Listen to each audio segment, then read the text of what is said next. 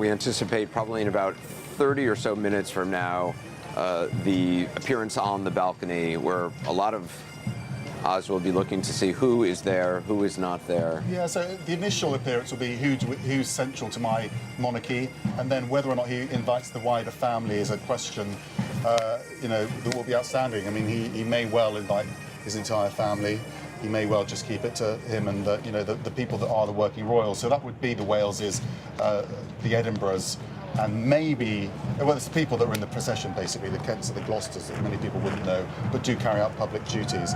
Harry and Andrew aren't working royals, so they wouldn't be expected to appear in that. But if it was a wider group with cousins, then they would be expected to appear. But I'm getting the impression that Andrew's come back and Harry hasn't. Yeah, I mean, it seemed like Andrew has certainly had more of a prominent role today than Prince Harry. I think that'd be defined by the balcony appearance, but he certainly had a limousine, and Harry didn't have a limousine. What do you think, Christian? I think this is the soap opera part of this whole royal story. Perhaps the entire thing can appear to many around the world to be a huge sort of Disneyland soap opera. Clearly there's so much history, goes back 1,000 years or more, and it has had the role over the centuries of trying to unite a country.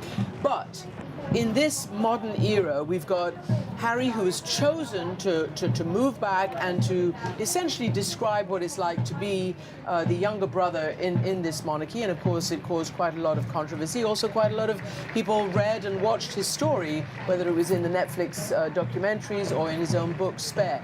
Prince Andrew is a whole different issue. He too, like Harry, were war heroes. Harry in Afghanistan, Andrew to the Falklands, but his relationship and the following court case and all of that in the Epstein affair has really cast a very dark light on Prince Andrew, and in my opinion, I find it very interesting that he's given this kind of prominence and Harry is sort of maybe shut out in the cold a little bit more.